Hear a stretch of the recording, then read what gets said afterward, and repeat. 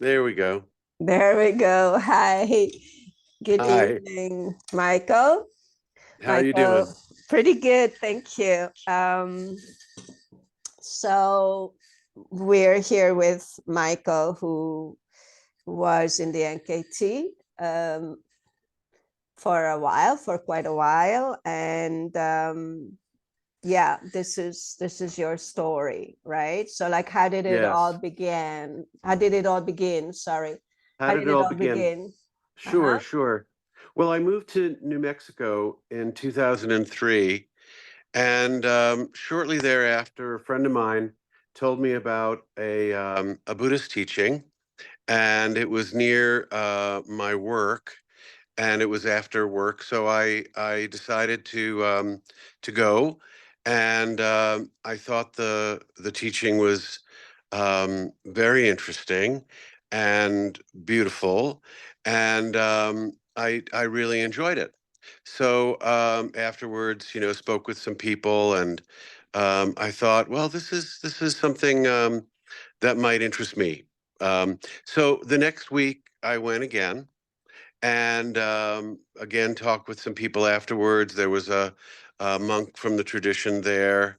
Um, I think his name was Dorje. Yeah, and I knew him. Did I know him prior to? Something tells me I knew him prior to ordaining, but doesn't matter. So I bought a book. From the little table there, and came home and started reading it, and it really spoke to me. So I I kept on going to those meetings, and that's kind of how it all began.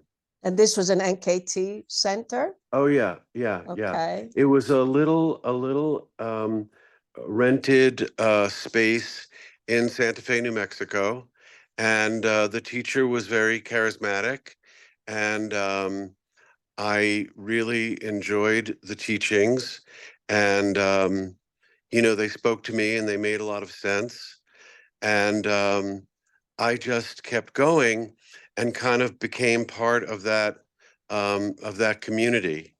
And sometime after that, a couple of years, I guess, we moved from this little space to a much bigger space.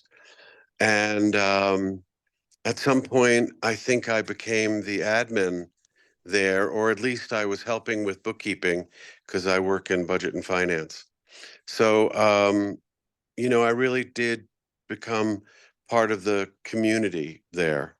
And yeah, shall I continue, or did you have Yeah, so I okay. suppose that how long was this period that it took you to become admin, like from the first time you went to the center and you became admin? How long was did it take? Right, right, right, right. Well, I can't remember if I became the admin or if I just helped the admin with bookkeeping issues. I don't quite remember.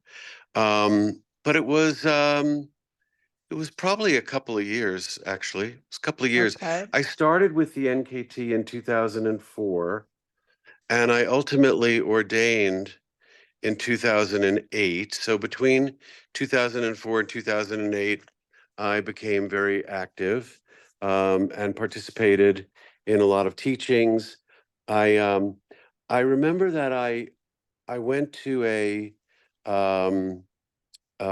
what's the next phase after general program? I forget. The The foundation foundation program. program, right. I went to a foundation program um, class or two, and I decided it wasn't yet time for me to do that. And the teacher was very understanding. And then I went back and I did start the foundation program.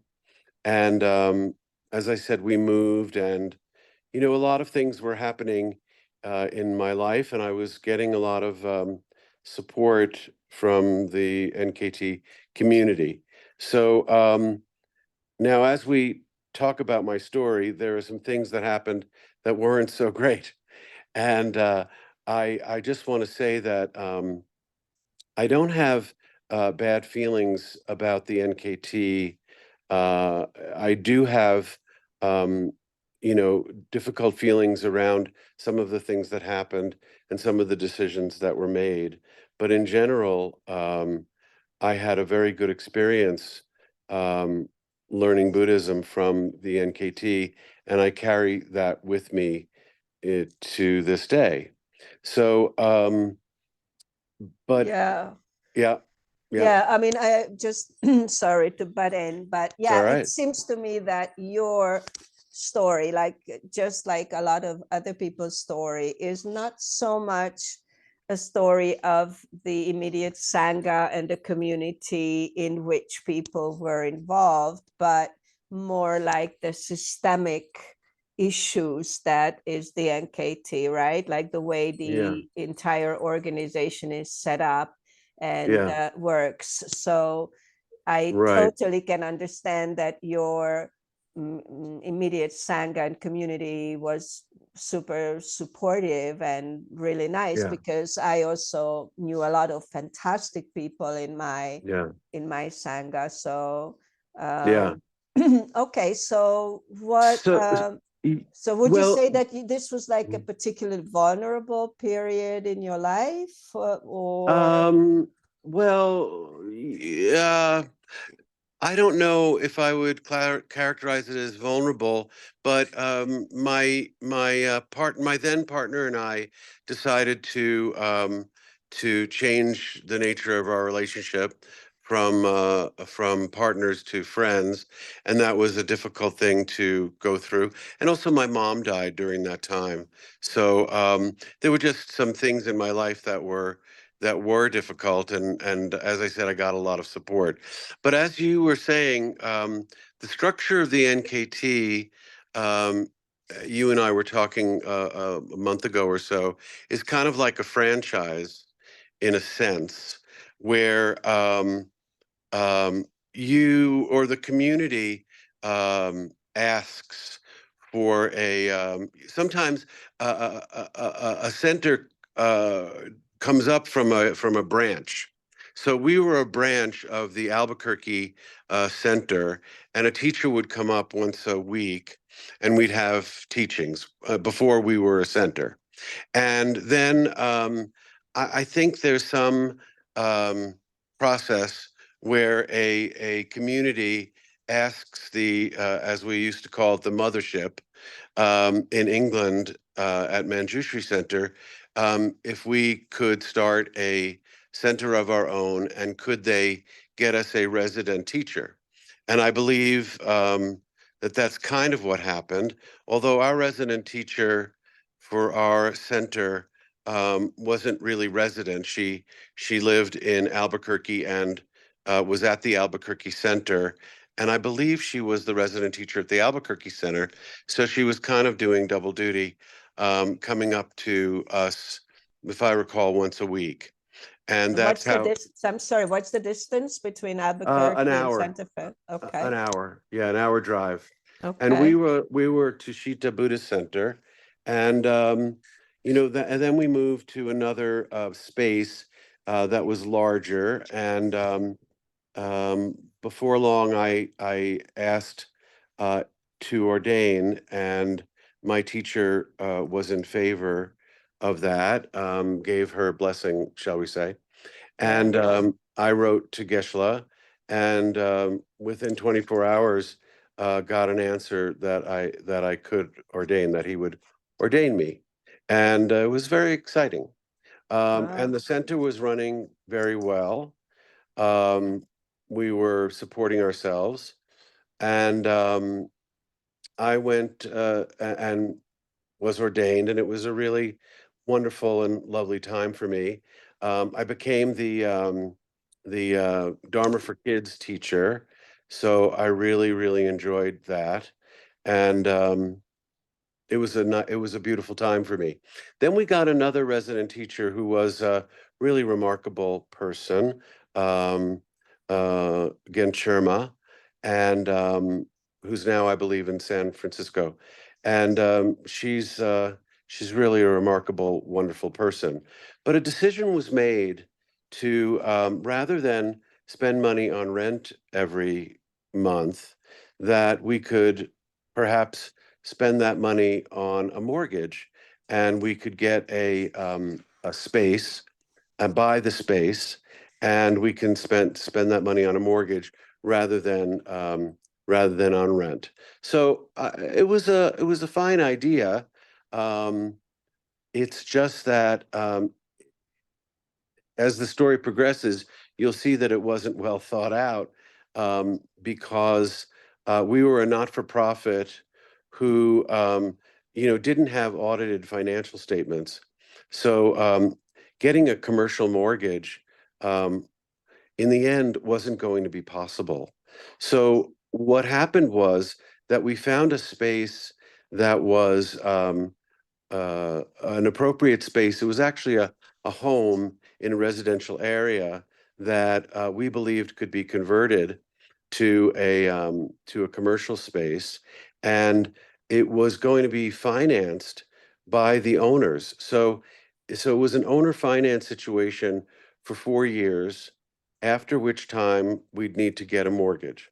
So that's where the problems began. Okay, can I just ask, okay, this Yes. question, because it's not so clear. So Mm. you as the Sangha decide to buy this property and get some kind of mortgage, whether it's a commercial or whatever.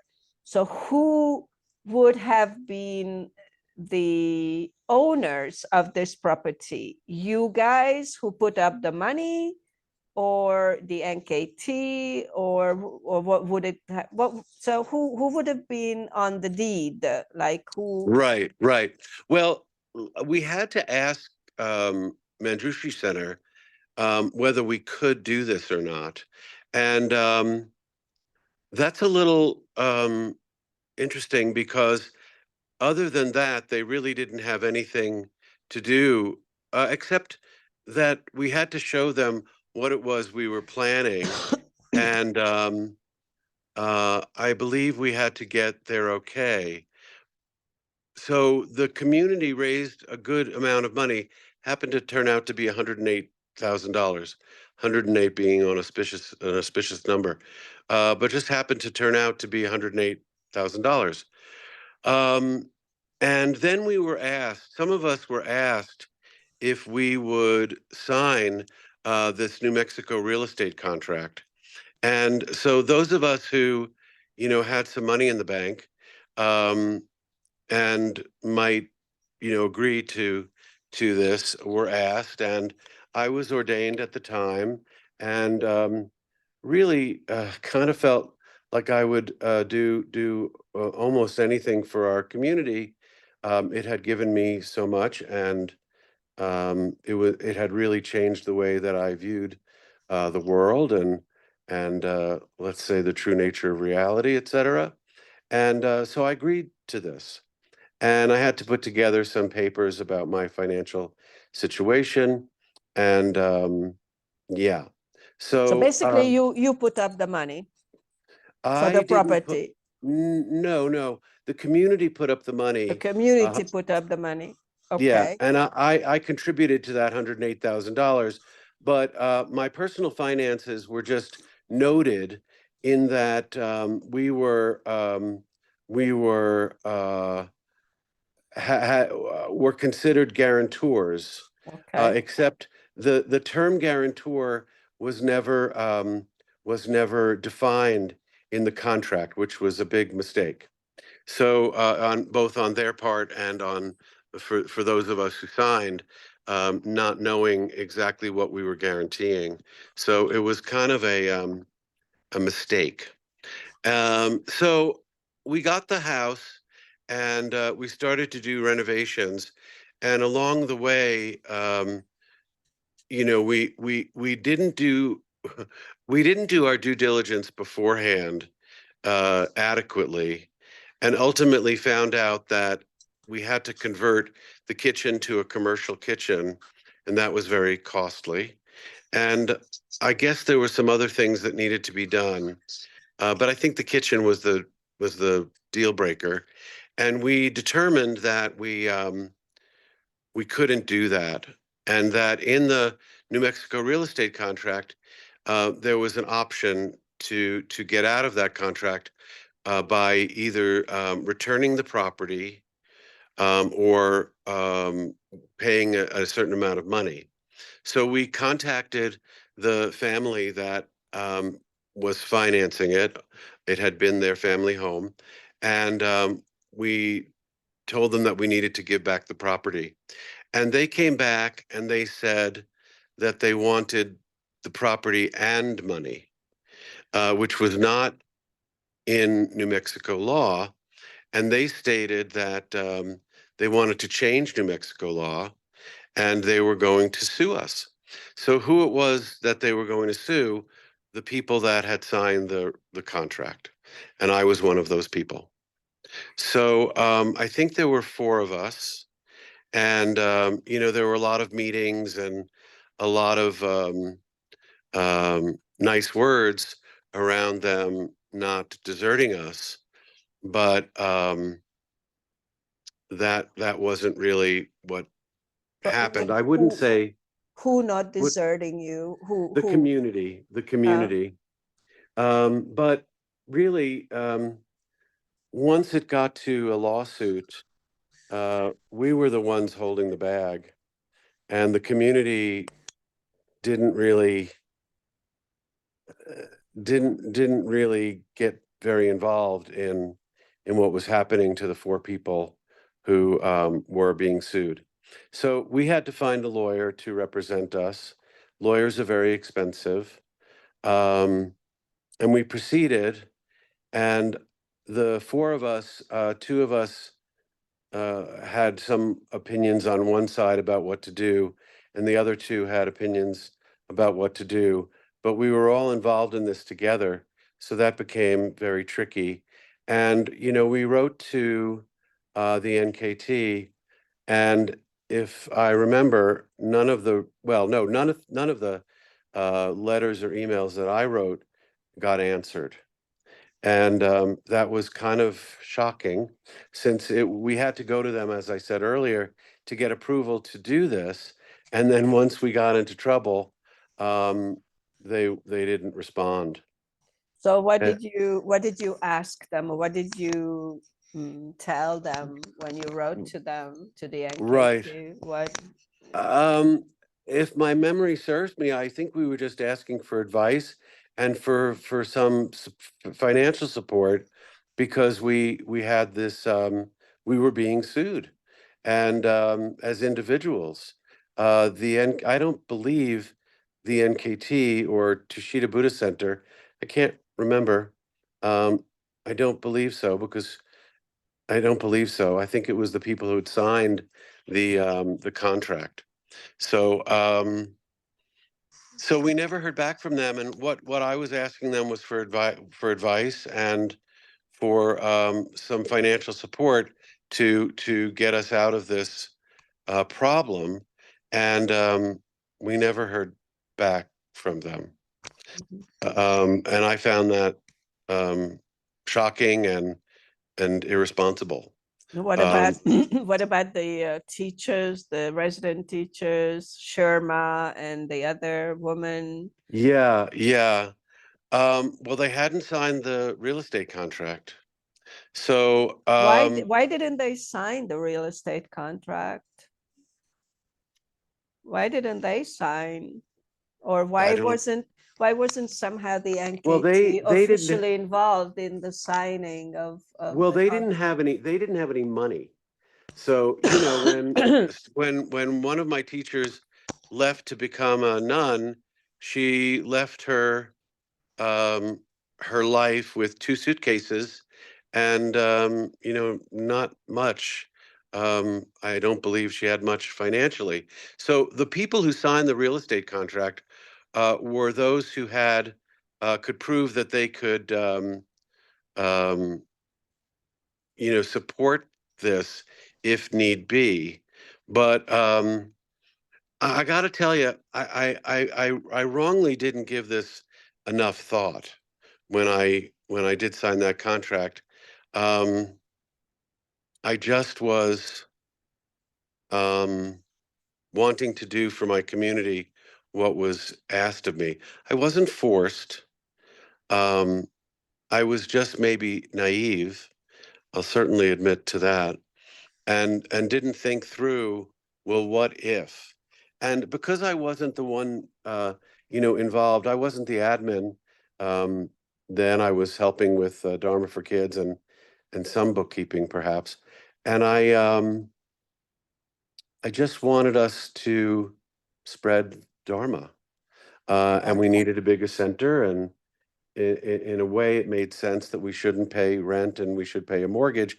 But I didn't get very into, what it was going to take for us to get a mortgage when the time came, because we tried to get a mortgage, and if you don't have a well-established organization with audited financial statements, there's just no way.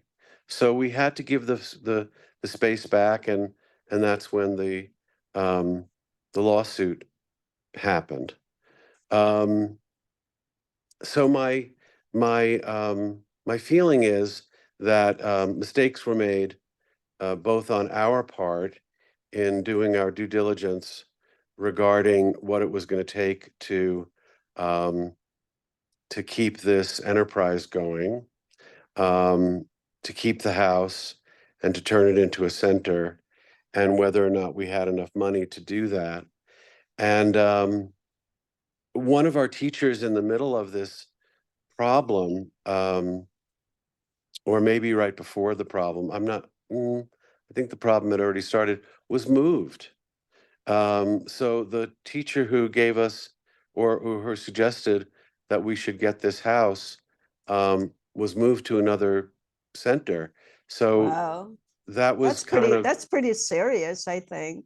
I agree. I That's agree. pretty serious because you guys are making life decisions here, financial Yeah. decisions for Yeah. the NKT basically. And so who would have been teaching there then? Who would Well, have they been? brought in another resident teacher, um, who wasn't well liked, and also made some decisions about things. I guess we were still trying to get the house to work, and they made some decisions about breaking down a wall to put in a door, and unfortunately there was a water spout above, rain drainage above that door. And I thought, how could you put a door in right underneath a drainage spout? But I wasn't all that involved then, except for Dharma for Kids, which, we weren't really established yet and didn't have a certificate of occupancy. So we couldn't really hold teachings there. We actually held teachings at another space where we just rented for the 2 hours for the class. So here we were with a house where we couldn't have teachings, and it just all became a big mess. Yeah. And yeah, and we had this new teacher, and that didn't work out. And then ultimately, when we were going to give the center back, that teacher left, and then we really didn't have a center. We just had a community who did have community meetings about, what we should do and how they were going to do everything they could to help us. But in the long run, there wasn't there wasn't really anything they could do, but there's nobody there with millions of dollars to get us out of the lawsuit. It didn't take millions of dollars, but in the long run, but there was nobody there from that community who said, we're in this together. It was really just the four people who signed. So as I said, we hired a lawyer, um, which was expensive, and then we proceeded. And in the long run, each of us kind of settled individually. Um, I remember that I was brought in to give a deposition about what I understood and my part in it all. And ultimately, um, we agreed on what it was I would give to settle, which was $6,000. But that was $6,000 on top of all the legal fees. So I wrote a letter, an open letter to the NKT community internationally, and I said that, and that's how you heard about this situation, I Yeah, believe, exactly. because I've read that letter. Yeah. you read my letter, and also there was another a community member who was extremely helpful in writing a letter to the community as well, saying, you know, we really have to support Michael.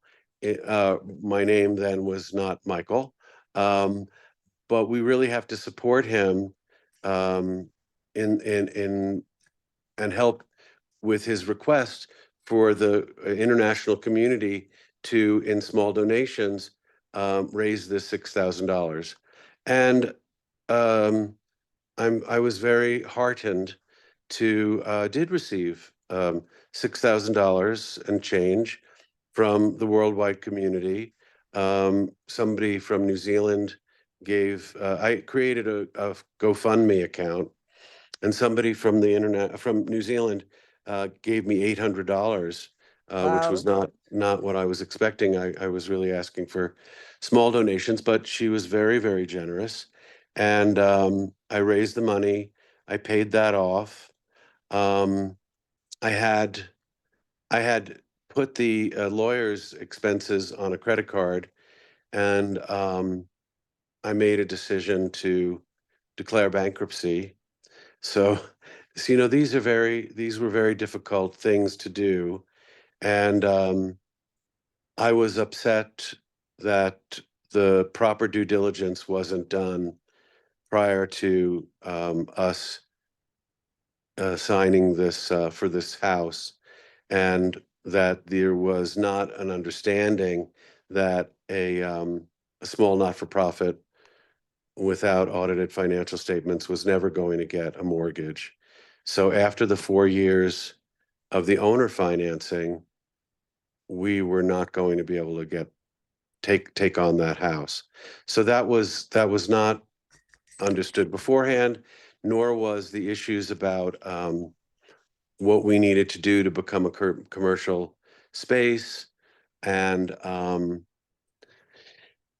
get a certificate of occupancy. So So I don't suppose the NKT gave you any sort of help regarding all these issues, right? Like no, it would seem to me that if private individuals are doing this thing, putting up the money, finding the space, fixing up the space, it would seem to me that the NKT might at least want to give some sort of assistance in terms of, you know, saying, hey guys, because they're supposed to have a lot more experience than a private individual, because they've been doing it for so long in so many different places. exactly. So it's mind-boggling to me that they just don't care at all, and they don't have a system where they would be helping these small communities like yours to set up a center in complete safety, you know, and security from all these, you know, issues. You know, I mean, it's it's a bureaucratic issue, right? It's a bureaucratic thing, and this is exactly, I mean, okay, they don't put up the money, they don't put up the logistics, whatever, but at least they could provide the kind of help that is needed Yeah, to deal with the legalities, right? The legal yeah, issues. So yeah. Well, I agree with you.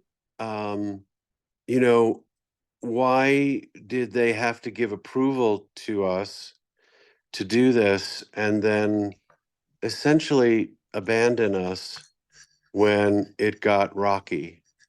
Um, and I know that, well, I don't know for sure, but I can't imagine that our resident teacher at the time didn't have talks with them.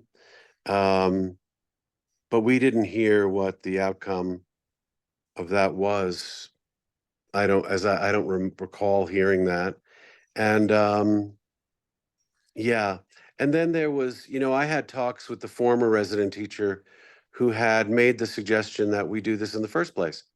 And, the question of blame kind of came up, and um, it was a very hard and difficult topic. Who was there to blame and what was the use of blame? Um, but I agree with you that the NKT has these sort of independent franchises that they're involved in some ways. They assign the resident teacher. They move the resident teacher. Um, so they're involved in some ways, and they have some contact with the administrator, but it all just fell apart, and it landed on the four of us, and um, we had to do what we needed to do to get out of all that. And as that was happening, I believe I decided to disrobe.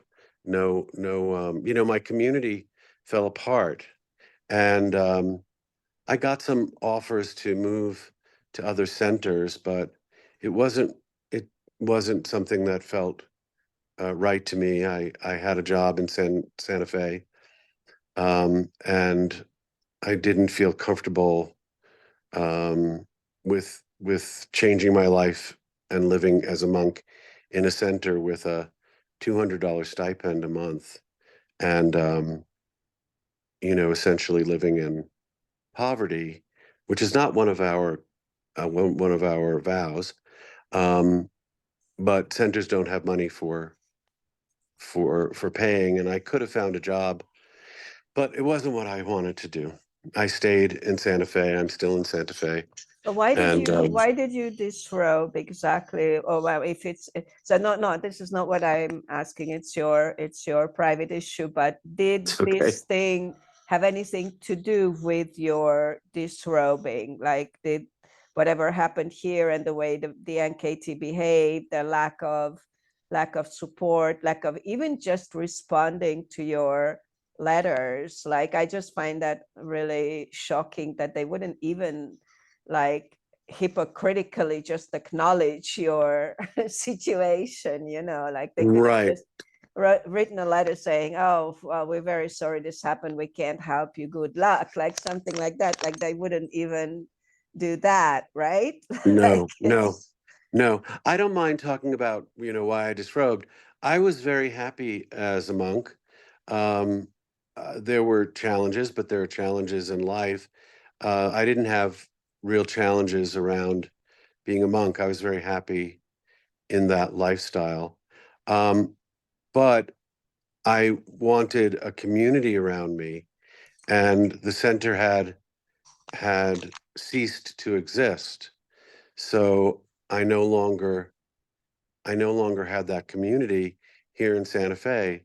We weren't meeting, there wasn't a teacher coming up to a rented space anymore, if I recall.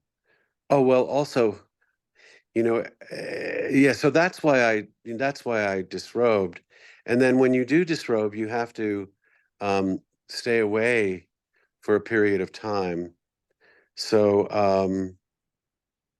there's no there's no support in the transition back to being an unordained person. That's something you have to manage on your own. And I was friendly with a number of ordained people who I called for support and advice, and they were very loving. And rather than staying away for a year after a meeting with one of the ordained people, um, who was I don't remember exactly how this came to pass, but that I could go to meetings in Albuquerque to classes in Albuquerque if I like, after 6 months. And, I was still having to deal with the legal suit, and it was uncomfortable, and I was having to manage all of that emotionally and financially. And I really wasn't ready. I was, I don't know if anger would be the right word. I was very disappointed.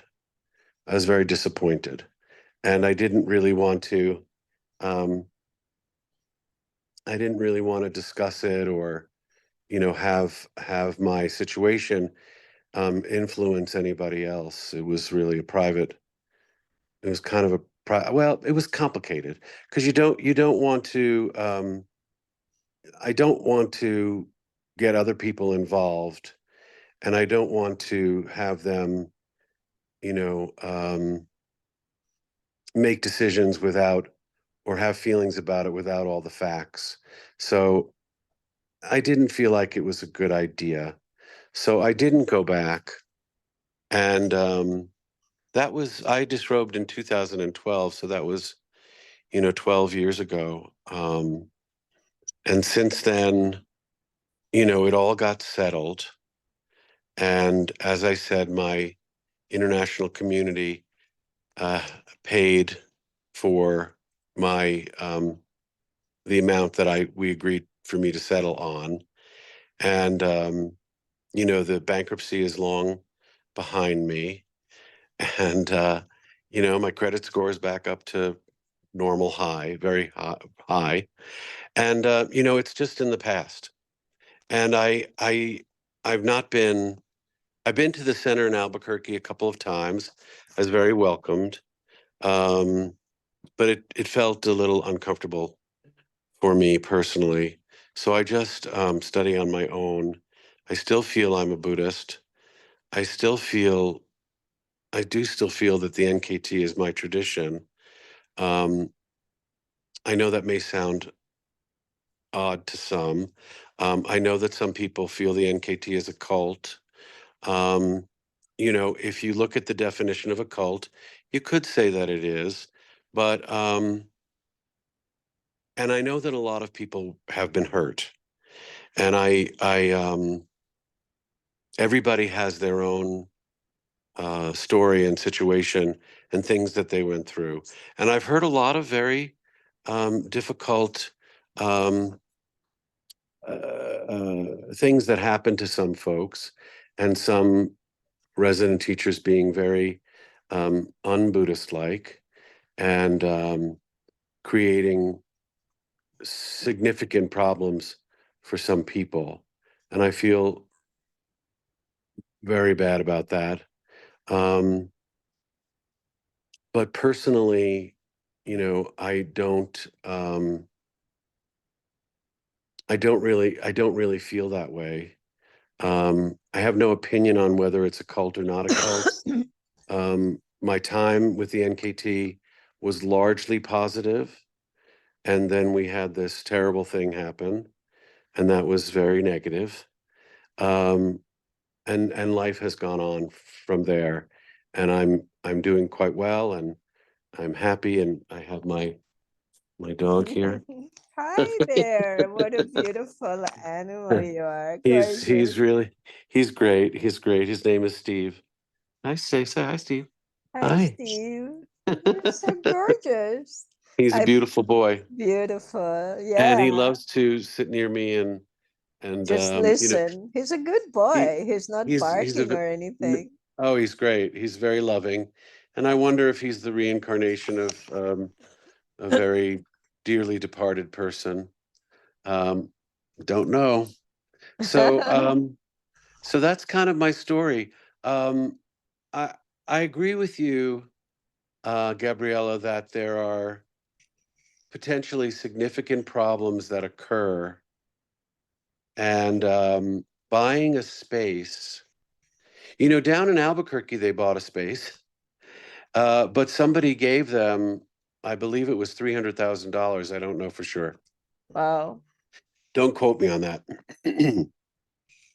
um, and it's a beautiful center, and and it's a residential center, and I don't know that much about it, but the teachers that I've been down there to see have been really terrific. And some people who see this interview, this video, may be upset with me because I'm not uh, I don't have very strong negative feelings about the NKT. I just think that there are some mistakes being made, and that they should potentially, and I don't know them anymore because it's been so long, change their ways in going about certain things. That a center shouldn't get approval to a a building to create a center unless everything is really financially settled and there's not going to create this problem. And perhaps what happened to me and what happened to Toshida Buddhist Center was a wake-up call, was a lesson to them. And if we provided a lesson to them, I know this, this sounds very positive in a way. If we provided a lesson to them, and then in the future, other centers were able to flourish because of some changes that might have been made, well, Yeah, then, that would be great. Unfortunately, I don't see that is the case because yeah, you know better than me. I know that here in Italy something similar happened, and then when they just decided to move out, people were left with the lease that from one Yeah, day to the next that they had to. So it's a difficult thing. I mean, if somebody gives $300,000 and they buy property, does that become, I mean, whose property is that? Is that the NKT's property then, the community's property, or like this is another issue, like yeah. because people, Well, I don't think it's the NKT's property. I think it's probably that the local center had to probably incorporate, and but I don't know this for sure.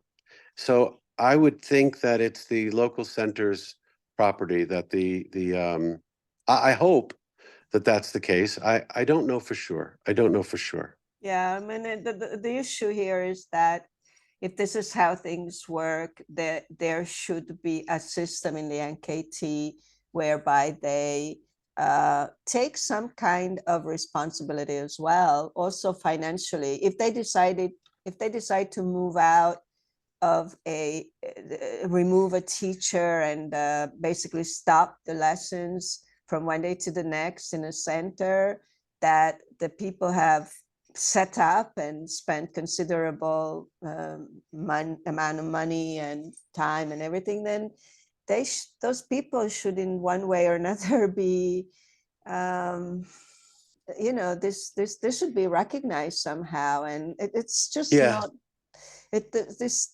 system is the way I mean the way it works is just so mean. And yeah, and then once you set up the center and the people set up the center, basically everything that happens in the center is completely basically above their heads because they don't have so much power to make any decisions. It's basically the resident teacher, and at least that's what happened where that the places where I was involved in Italy. And yeah. I remember the Italian center starting. What town was it in?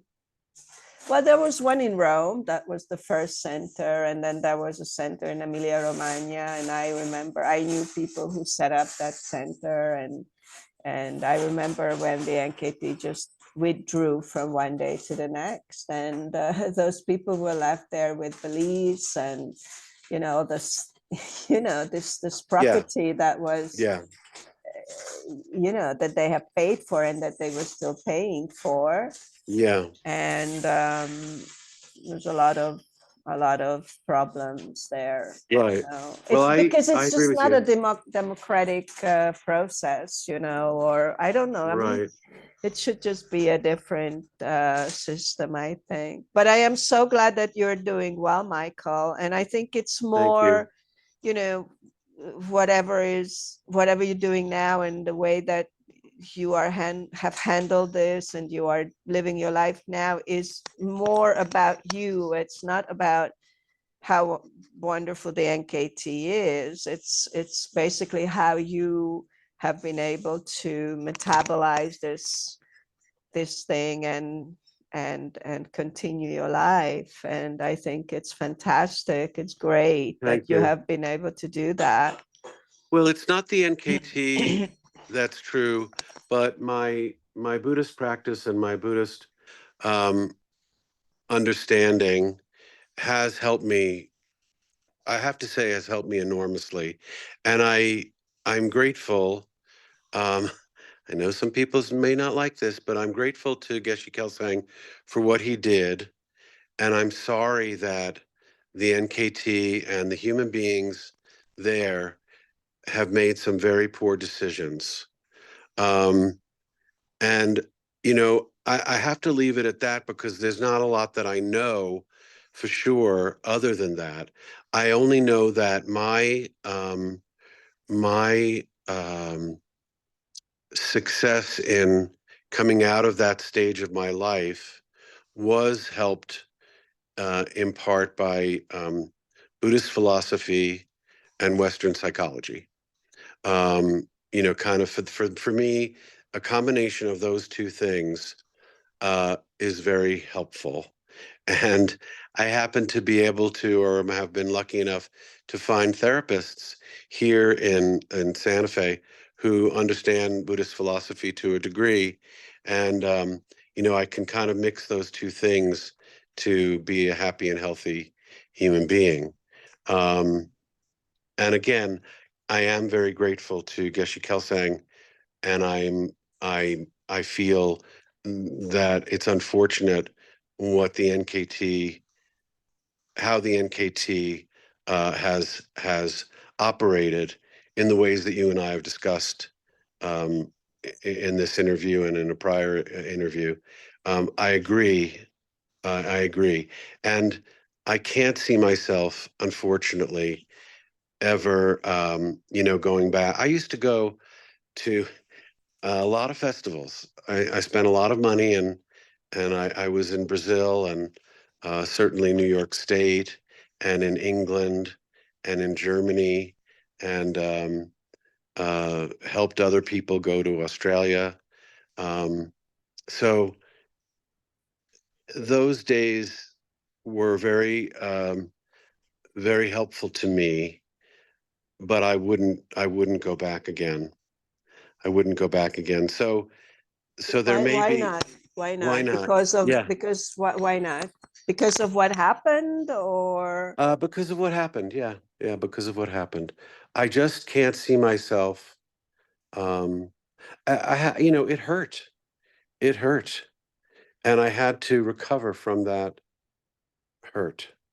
I mean, So, if you went to a festival where there's like Gekyong or whatever, whoever it is on the throne talking about, compassion and all of these things, like how would you feel hearing that from them, right there in the yeah. mother center? Like they didn't Yeah. even answer your letters, right? Like we're talking about Right. just normal human compassion, like, Right. just like how Well, would you that's feel about probably, that? yeah, that's probably why I don't think I would go because I would think, oh, the hypocrisy. They built an international center near the Grand Canyon in Arizona, a bordering state, and they recently had a festival, and I saw some posts on Facebook, and I have to admit I didn't have a great feeling about it. So I think there is probably residual, as we're talking, residual feelings about the whole thing.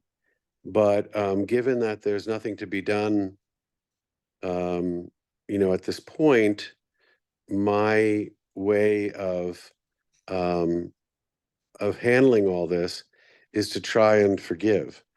From my side, what can I Sure. do? What can I do from my side? Sure, I'm absolutely. not I'm not interested in holding on to anger.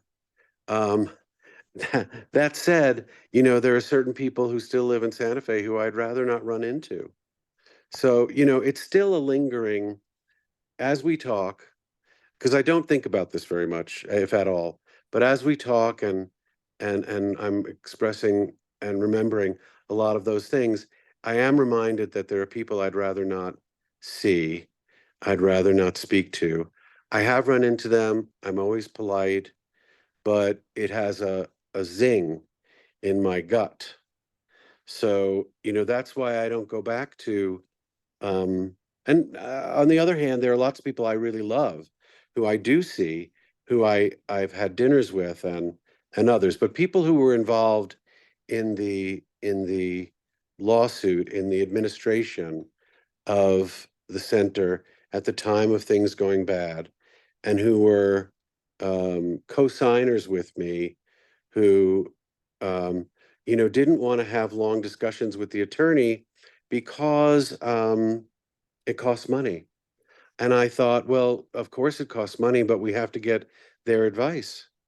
And so it was a little, we were really in a bad way. Um, One of the administrators was supposed to retain an attorney for the center's side. I think the center was sued as well, but what was there to sue? It didn't exist anymore. Um, and they didn't retain an attorney. They just did work on an ad hoc basis when they needed a letter or um, this and that. And I had, I had thought that they were getting legal advice, but that wasn't the case. So it was pretty messed up, and the NKT didn't help at all. So I agree with all those things. But uh, for my own mental health, it's best for me to accept and forgive and stay with the pure Buddhist teachings that have nothing to do, really nothing to do with the NKT. Um, you don't when you read Geshe Kelsang's books, he's not talking about the NKT. It's just the basis from which those arose and supported him in his work. So I'm sorry if that offends anybody, um, but that's what works for me. Sure. No, well, I really hope that it didn't. I mean, yes, it did bring up a lot It's of okay. stuff, but I It's hope okay. it's gonna be all right. And Yeah. I am so glad that you've been able to move on and put this Thank you. behind you and that you are thriving. I know that you are doing really well because I see some of your posts and whatever you've told me about yourself. So I know that you're also making beautiful ceramics, beautiful, Thank you. gorgeous artwork. Thank you. So, I'm really And glad. anybody can find me on Instagram at Oh, okay. Michael 87505. So, Okay. but please don't write nasty things to me. Um, Michael 87505 on Instagram, and you can see my pottery and some of my shirts and my family and all those things. And I'm a um, social media person, so and I enjoy that. I enjoy that. And sometimes people from the NKT, pop up and are very kind and say nice things. So I'd rather, stay in a um, positive feeling about the whole situation. But I also know that some people have been terribly, terribly hurt. And I understand. I understand where they're coming from, and I wish them, all the best. And really, if anybody wanted to talk with me, they could, as long as it was a, kind of a positive discussion. Although I'm happy to hear about, things that happen to them. That is And so wonderful for you to say that. Thank you so yeah, much. sure. Thank you, Yeah. Michael. Thank you Thank you. for giving you your time. And Sure. um, I'm going to stop the recording now. Okay. Thank you, Gabriella, but we'll continue to talk for a moment. Yeah.